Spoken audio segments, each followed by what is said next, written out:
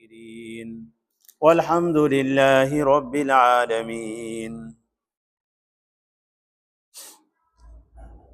بسم اللہ الرحمن الرحیم۔ شروع اللہ کے نام سے جو بڑا مہربان نہایت ہی رحم والا ہے۔ آپ کہہ دیجئے کہ میں مانگتا نہیں تم سے اس پر کچھ بدلہ، اور میں نہیں اپنے آپ کو بنانے والا۔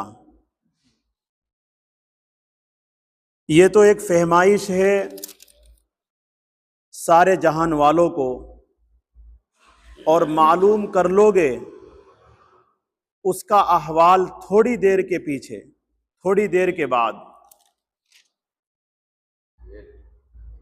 الحمدللہ آپ کلام پاک کی سورہ صاد سن رہے ہیں، اور سورہ صاد کی آخری 3 آیات آپ حضرات کے سامنے تلاوت ہے۔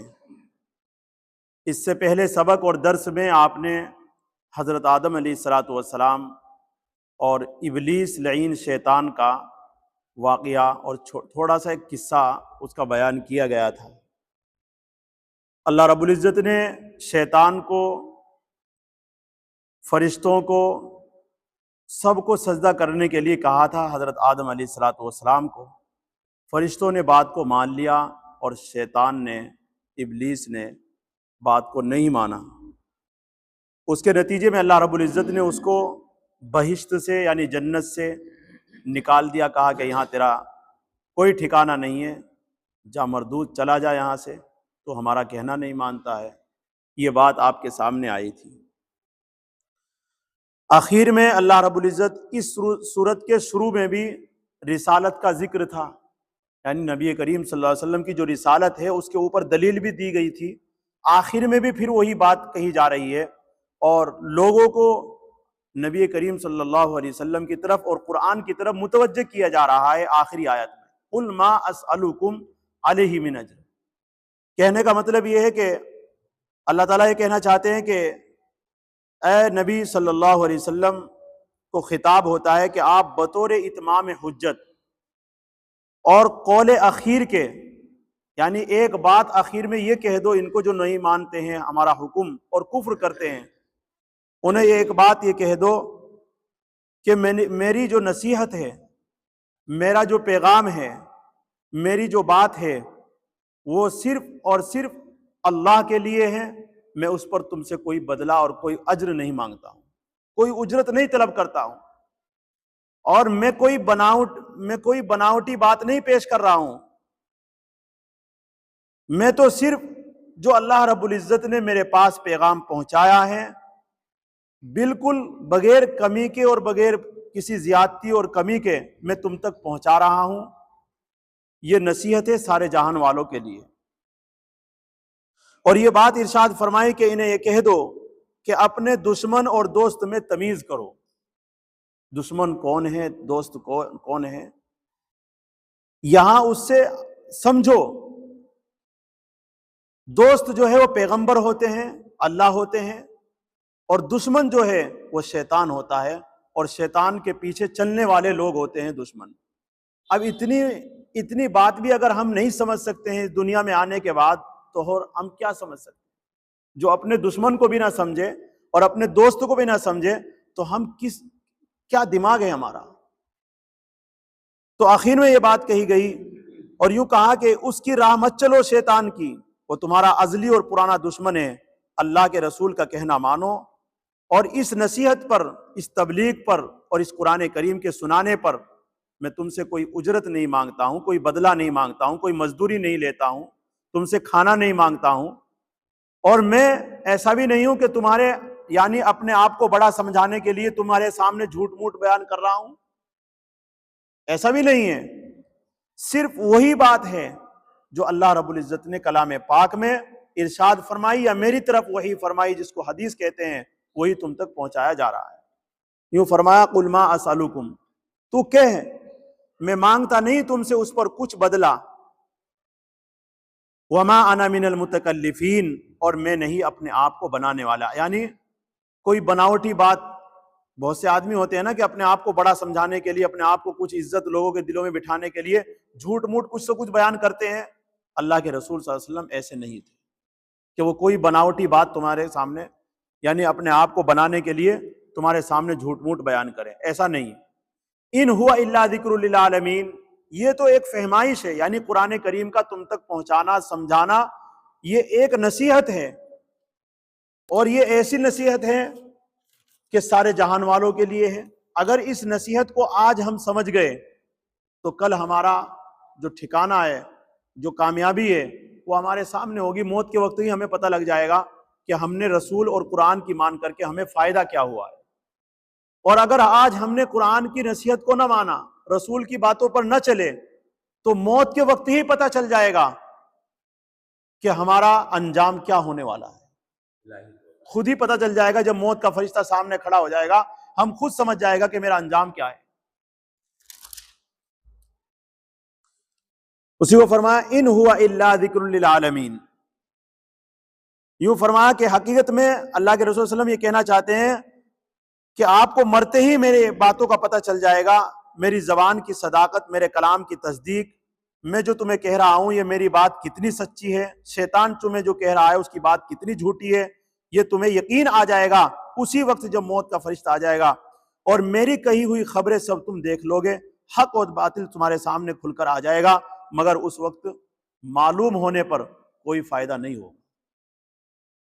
موت کے وقت اگر کوئی ہمیں یہ پتہ چل جائے کہ کیا حق ہے کیا سچ ہے، اور ہم اس بات کے انتظار میں موت کا انتظار کرتے رہے کہ نہیں بعد میں معلوم کریں گے، تو اس وقت اگر ہمیں معلوم پڑے گا کہ ہاں جس راستے پر ہمیں چلانا چاہتے تھے قرآن یا ہمارے علماء جو ہمیں بتا رہے تھے، کاش کہ اگر ہم اس وقت چل جاتے تو اچھا ہوتا۔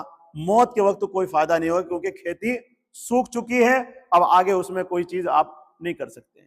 زندگی کی جو کھیتی قرآن دنیا میں ملی تھی وہ ہماری سوکھ جائے گی جب موت کا فرشتہ آ جائے گا۔ فرمایا تو کہے میں مانگتا نہیں تم سے اس پر کچھ بدلہ، اور میں نہیں اپنے آپ کو بنانے والا۔ یہ تو ایک فہمائش ہے، ایک نصیحت ہے للعالمین، سارے جہان والوں کے لیے۔ وَلَتَعْلَمُنَّ نَبَأَهُ بَعْدَ حِينٍ، تمہیں معلوم ہو جائے گا یہ بات جو میں تمہیں بتا رہا ہوں، میری زبان کی جو صداقت ہے، جو قرآن بتا رہا ہے، تھوڑی دیر یعنی مرنے کے تھوڑی دیر کے بعد ہی تمہیں پتہ چل جائے گا کہ تمہیں کس بات کی طرف بلایا جا رہا تھا۔ یعنی نصیحت سے غرض یہ ہے کہ اپنے دشمن اور دوست میں تمیز کرو، شیطان لعین جو ازلی دشمن ہے اس کی راہ پر مت چلو، نبیوں کا کہنا مانو جو تمہارے بہی خواہی کے لیے آئے ہیں۔ میں تم سے اس نصیحت کا کوئی صلہ یا معاوضہ نہیں مانگتا ہوں، نہ خام کا اپنی طرف سے بنا کر کوئی بات کہتا ہوں۔ اللہ نے ایک فہمائش کی، وہ تمہارے تک پہنچا دی ہے، تھوڑی مدت کے بعد تم خود معلوم کر لو گے جو خبریں دی گئی تھی کہاں تک درست ہے، اور جو نصیحت کی گئی تھی کیسی سچی اور مفید ہے۔ اب آگے یہ بات بتائی جا رہی ہے، ایک مسئلہ یہ ہے کہ ابلیس لعین اس کا کفر جو ہے وہ کس وجہ سے تھا؟ اس نے سجدہ نہیں کیا، اس بات کی وجہ سے یہ کافر نہیں ہوا شیطان۔ ہم سمجھنے لگے بھائی اللہ نے کہا کہ سجدہ کر، شیطان نے سجدہ نہیں کیا تو اس کی وجہ سے وہ کافر نہیں ہوا۔ نہیں تو کیا ہوگا اگر وہ کافر، شیطان کافر ہو جاتا ہے سجدہ نہ کرنے کی وجہ سے، تو کتنے لوگ نماز چھوڑتے ہیں، سارے کے سارے کافر ہو جائیں گے۔ شیطان کافر اس لیے ہوا تھا کہ اس نے اللہ کے سامنے کھڑے ہو کر کے زبان لڑائی تھی کہ میں کیوں سجدہ کروں اس کو جس کو آپ نے مٹی سے بنایا ہے، اور میں آگ سے پیدا ہوا ہوں، میں بہتر ہوں۔ اللہ کہہ رہے تھے کہ نہیں سجدہ کر، یہ کہہ رہا تھا میں بہتر ہوں، میں اس لیے نہیں کرتا۔ اس وجہ سے یہ کافر ہوا تھا۔ اس سے پتہ چلتا ہے آدمی عمل نہیں کر رہا ہے کافر نہیں۔ اگر ہاں وہ کوئی بات عبادت کے بارے میں کہہ دیتا ہے، جیسے رمضان کے روزے کوئی کہہ دے کہ روزہ وہ رکھے جس کے گھر میں کھانا نہ ہو، اس کی وجہ سے کافر ہو جائے گا نعوذ باللہ۔ اگر کوئی کہہ دے کہ نماز پڑھ لے، کہ نماز سے کیا ملتا ہے، اگر یہ بات کہہ دی کسی مسلمان نے، اس کی وجہ سے وہ کافر ہو جائے گا، ایمان ختم ہو جائے گا زبان لڑانے سے اللہ کے حکم کے سامنے۔ یا کوئی کہہ دے کہ بھئی حج کرے، نعوذ باللہ وہ کہہ دے کہ حج سے کیا فائدہ ہے، سوائے وہاں پیسہ خرچ کرنے سے اور کیا فائدہ ہے، اگر یہ بات کسی نے کہہ دی زبان سے کافر ہو جائے گا۔ یا اسی وجہ سے کوئی کہہ دے زکوٰۃ، کہ زکوٰۃ دے، اور کہنے لگے رے زکوٰۃ کیوں دی، محنت سے کمایا ہمارا پیسہ ہے اور غریبوں کو بانٹ دے، یہ کوئی قانون ہے؟ یعنی اگر کوئی نعوذ باللہ یہ بات کہہ دیتا ہے تو یہ کافر ہو جاتا ہے۔ ہاں وہ نہیں کر رہا ہے، زبان سے کچھ نہیں کہہ رہا ہے اور کر نہیں رہا ہے، اس سے کافر نہیں ہوگا، صرف گناہگار ہے۔ اللہ سزا دے معاف کرے وہ بات الگ ہے، لیکن اگر کسی نے زبان درازی کر دی اللہ کے حکموں کے سامنے، یا کوئی نبی کریم صلی اللہ علیہ وسلم کی کوئی سنت ہے اور کہہ دے کہ اس سے کیا فائدہ ہے، ایسی بات کہہ دے دی، یا آپ صلی اللہ علیہ وسلم کے کوئی طریقے کو ہلکا یا تحقیر کر دی ہے کسی نے، اس سے کافر ہو جائے گا۔ کسی نے ایک سنت کا مذاق اڑا دیا، کسی نے کسی نبی کریم صلی اللہ علیہ وسلم کے ایک طریقے کو ہلکا سمجھ کر کے چھوڑ دیا کہ کیا ہے، اس سے کیا ہوتا ہے، اگر اس طریقے سے چھوڑ دیا تو یہ کافر ہو جائے گا۔ آج ہم اپنے آپ کو، شریعت یہ کہنا چاہتی ہے کہ غور کریں اس بات پر کہ آج اس بے دینی کے دور میں یہ مہلک مرض ہمارے اندر کتنا آتا جا رہا ہے کہ ہم عمل تو نہیں کرتے ہیں، لیکن عمل کے اوپر اور ڈھیٹ بھی کرتے ہیں کہ زبان سے کچھ نہ کچھ بول دیتے ہیں اگر کوئی ہمیں کہتا ہے، چپ نہیں رہتے۔ آج ہم کتنے لوگ ایسے ہیں، آپ کسی کو بھی کسی شریعت کا حکم سناؤ فوراً زبان سے کچھ نہ کچھ بولے گا، ایسا نہیں کہ وہ سن کے چلو بھائی چپ چاپ اپنا وہاں سے چپ چاپ بیٹھ جائے کہ شریعت کا حکم ہے، بالکل نہیں، کچھ نہ کچھ زبان سے بولے گا۔ ابھی ہمارے سامنے ایک بات آئی تھی کہ ایک آدمی کے سامنے ایک نے کہا کہ آپ صلی اللہ علیہ وسلم کے لمبے لمبے بال تھے، یہاں تک بھی رکھتے تھے، یہاں تک بھی رکھتے تھے، اور یہاں تک بھی، 3 طرح کے بال رکھے آپ صلی اللہ علیہ وسلم نے۔ بڑا آدمی ایک 60-70 سال کی عمر ہے، یوں کہہ رہا ہے تھوڑی دیر کے بعد سوچنے کے بعد، نعوذ باللہ، کہ آپ صلی اللہ علیہ وسلم نے بال اس لیے رکھے ہیں کہ وہ باہر بکریاں چرایا کرتے تھے، دھوپ کی وجہ سے لمبے بال رکھتے تھے۔ ہم نے اسے کلمہ پڑھوایا، اس کا ایمان خطرے میں تھا۔ ہم نے کہا تیرا وقت اتنا اخیر ہے، تو زبان سے اتنی بات بولتا ہے، آپ صلی اللہ علیہ وسلم کے طریقے کے مطابق اتنا ہلکا سمجھ رہا ہے۔ پھر میں نے فتویٰ معلوم کیا، کہنے کا مطلب یہ ہے اتنی سی بات کے اوپر بھی کلمہ پڑھنے اور نہ جانے سارے عمل ختم ہونے کا۔ تو اس لیے زبان سے کوئی بھی طریقہ ہو، وہ کھانا کھانے کی سنت ہو، کپڑے پہننے کی سنت ہو، چپل پہننے کی سنت ہو، واش روم جانے کی سنت ہو، کوئی بھی طریقہ آپ صلی اللہ علیہ وسلم کا اگر کوئی ہمارے سامنے بیان کر رہا ہے، عمل کرے یا نہ کرے، لیکن زبان سے کچھ نہ بولے، خدا نہ بس، اگر آپ اپنے ایمان کو بچانا چاہتے ہیں۔ گناہ گار ہے، اللہ معاف کر دیں گے، لیکن اگر کافر ہے تو معاف نہیں کریں گے۔ تو کہہ رہے ہیں کہ آج ہمارے اندر یہ مہلک مرض اس درجے ہو چکا ہے کہ حق تعالیٰ کے احکام سے مقابلہ، معارضہ کس درجے میں عام ہوتا جا رہا ہے۔ ہم اسلام کے ظاہری لیبل لگا کر اپنے آپ کو مسلمان کہتے ہیں، ظاہری لیبل لگا ہوا ہے ہمارے اوپر، حقیقت میں ہمیں ہمارا اسلام پر مطمئن ہوئے بیٹھے ہیں۔ اللہ تعالیٰ ہمیں دین کی سمجھ عطا فرمائے، اپنے احکام کی بلا چون چرا اتباع نصیب فرمائے۔ دوسری بات یہ ہے کہ اللہ رب العزت نے حضرت آدم علیہ السلام کو سجدے کا حکم دیا۔ یہ سجدہ کون سا تھا؟